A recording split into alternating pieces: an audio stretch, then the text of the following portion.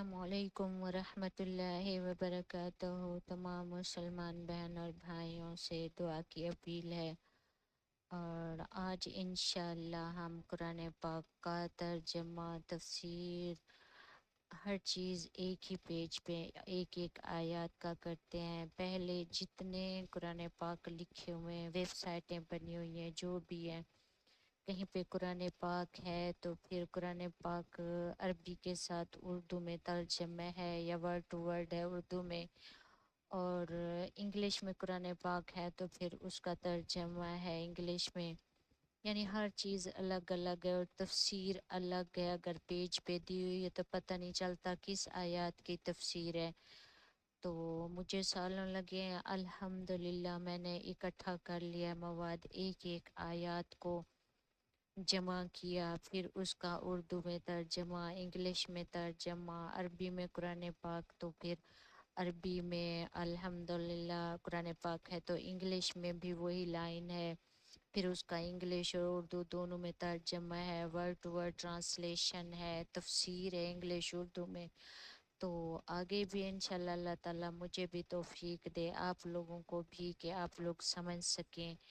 और इंशाल्लाह मुझे भी अल्लाह ताला तौफीक दे, ज़िंदगी दे, कि मैं इंशाल्लाह इसको कंप्लीट कर सकूं। बिस्मिल्लाहिर्रहमानिर्रहीम। सूरह फातिहा कुरान पाक की पहली सूरत से स्टार्ट करते हैं इंशाल्लाह। अऊज़ु बिल्लाहि मिनश शैतानिर रजीम।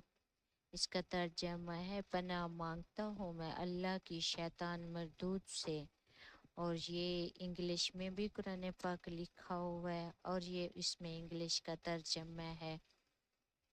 अब है बिस्मिल्लाहिर्रहमानिर्रहीम। ये अरबी में बिस्मिल्लाह और ये इंग्लिश में है, और ये इसका तर्जमा है इंग्लिश में और ये उर्दू में। अब है वर्ड टू वर्ड ट्रांसलेशन, यानी एक एक लफ्ज़ का तर्जमा। जब तक हम कुरान पाक की अरबी नहीं समझेंगे तो हमें पता नहीं चलेगा कि कुरान पाक का मतलब क्या है, इसको क्या करना है, क्या नहीं करना, कैसे समझना है। जब इंशाल्लाह हम एक एक लफ्ज़ समझ लेंगे तो फिर हमें जब भी कुरान पाक पढ़ेंगे तो समझ आ जाएगा। जैसे बिस्मी, ये अरबी में बिस्मी, ये इंग्लिश में। अब इसका इंग्लिश में तर्जमा, इन दी नेम, और उर्दू में साथ नाम के, मिल्लाही यानी अल्लाह के, और रहमानी जो मेहरबान है, और रहीम बार बार रहम करने वाला। अब तफसीर है सही बुखारी साहब की।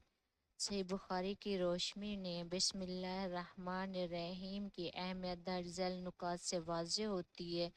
तरीक़ा सुन्नत नबवी सल्लल्लाहु अलैहि वसल्लम। सही बुखारी सबसे पहली वही में हदीस नंबर 7 मज़कूरा है कि जब रसूल करीम सल्लल्लाहु अलैहि वसल्लम को दीन की दावत का ख़त लिखा तो इसका आगाज़ अल्फाज में से किया, बिस्मिल्लाहिर्रहमानिर्रहीम, अल्लाह के नाम से शुरू जो निहायत मेहरबान हमेशा रहम फरमाने वाला है। इससे साबित होता है कि हर अहम काम, तहरीरी और ख़त का आगाज़ अल्लाह के नाम से करना सुन्नत नबवी सल्लल्लाहु अलैहि वआलैहि वसल्लम है।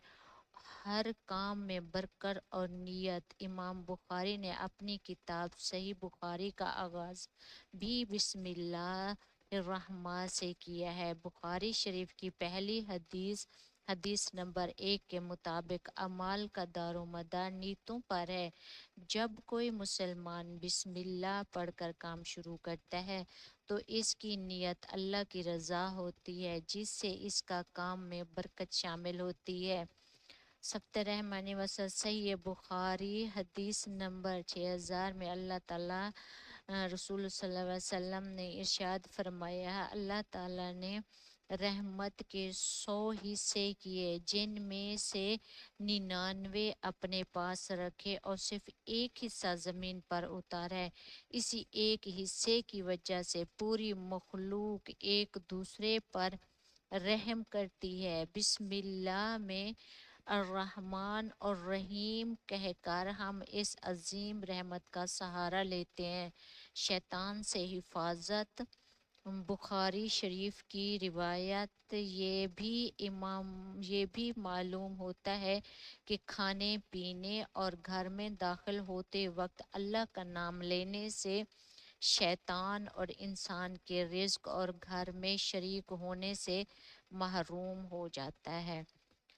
دیکھیں بعض کچھ لوگ کہتے ہیں آج کل بنائے ہوئے تو فرقے ہیں کہ کہتے ہیں بسم اللہ نہ پڑھیں، کیوں پڑھتے ہیں، فلاں کیوں کرتے ہیں۔ تو اب واضح ہو چکا ہے کہ نبی کریم صلی اللہ علیہ وسلم جب کسی کو خط لکھتے تو سب سے پہلے انہوں نے جب پہلی دعوت دی تو بسم اللہ لکھا، اور اس کے بعد جب صحیح بخاری رضی اللہ تعالیٰ عنہ نے کتاب لکھی انہوں نے سب سے پہلے بسم اللہ لکھا۔ تو بسم اللہ پڑھنے کا مطلب یہ ہوتا ہے جب کوئی کام کھاتے ہیں یا گھر میں داخل ہوتے ہیں یا کوئی بھی اچھا کام کرتے ہیں تو پہلے ہم اگر بسم اللہ پڑھ لیں تو اس میں شیطان داخل نہیں ہوتا۔ جیسے کہ کوئی رزق ہے، جیسے ہم کھانا کھاتے ہیں نہیں پڑھتے تو کہتے ہیں شیطان شامل ہو جاتا ہے۔ جب ہم یہ چیزیں پڑھ لیتے ہیں تو شیطان اس میں داخل ہونے سے محروم ہو جاتا ہے۔ اور آپ خود سوچیں جس چیز میں شیطان داخل نہ ہو تو اللہ تعالیٰ اس میں کتنی برکت دیتا ہے۔ تو اس لیے ہر مسلمان کو بسم اللہ پڑھنا چاہیے ہر کام سے پہلے، اور اعوذ باللہ بھی۔ اور یہ تو ہے سب سے پہلے قرآن پاک شروع کرنے سے پہلے یہ بسم اللہ اور اس کا ترجمہ۔ اب ہے سورہ فاتحہ، آیات نمبر 1، قرآن پاک کی سب سے پہلی سورت، قرآن پاک کا سب سے پہلا پارہ۔ الحمد للہ رب العالمین۔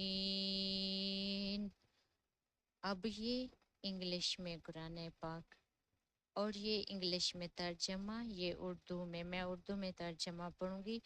سب تعریفیں اللہ ہی کے لیے ہیں جو تمام جہانوں کی پرورش فرمانے والا ہے۔ یہ اس کا ترجمہ ہو گیا۔ اب اس کی ورڈ ٹو ورڈ ٹرانسلیشن یعنی ایک ایک لفظ کا ترجمہ۔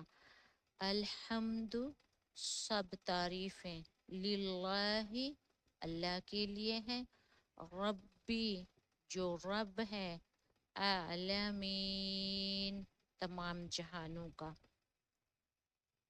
اب ہے اس کی تفسیر۔ صحیح بخاری کی روشنی میں قرآن کی عظیم ترین سورت۔ صحیح بخاری حدیث نمبر 7 حوالے دیے ہوئے ہیں 4474 میں حضرت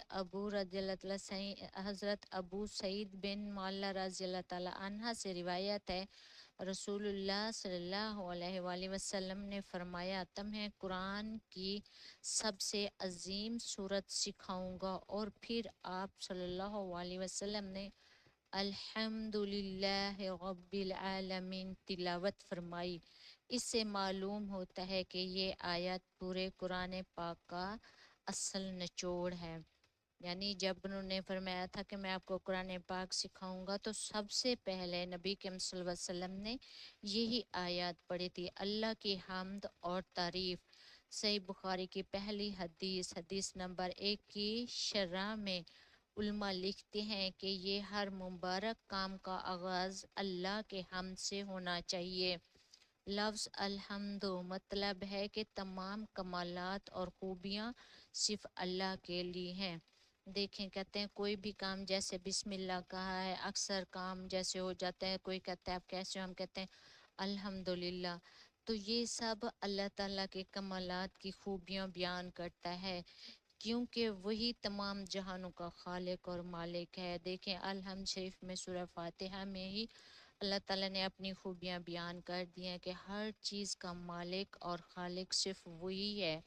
رب العالمین کا مطلب ہے حدیث میں اللہ کی عظمت کا ذکر ہے۔ اللہ تعالیٰ قیامت کے دن زمین کو اپنی مٹھی میں لے لے گا اور آسمانوں کو لپیٹ دے گا۔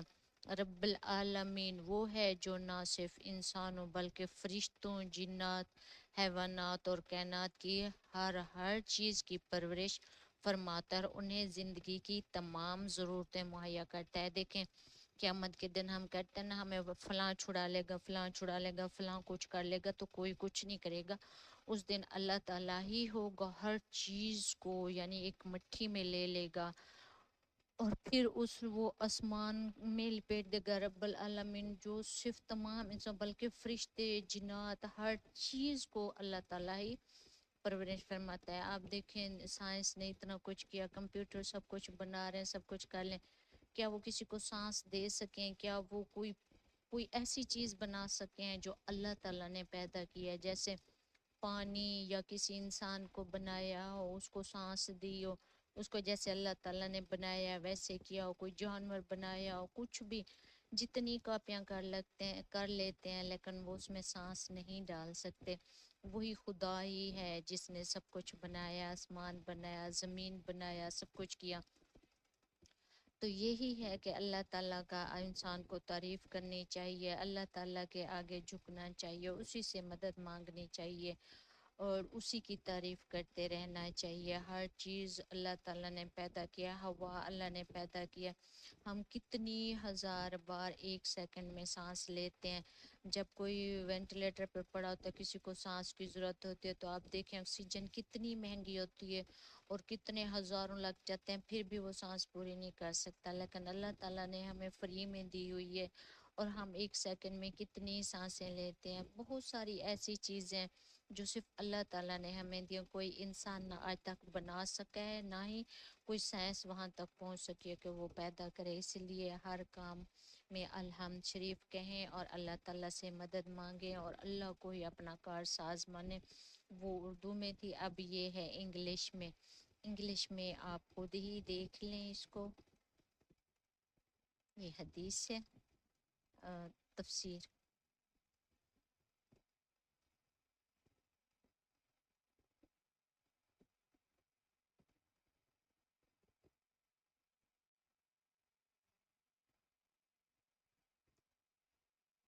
اور ساتھ ساتھ آپ سمجھتے بھی رہیں اس کو اور ساتھ کرتے بھی رہیں انشاءاللہ۔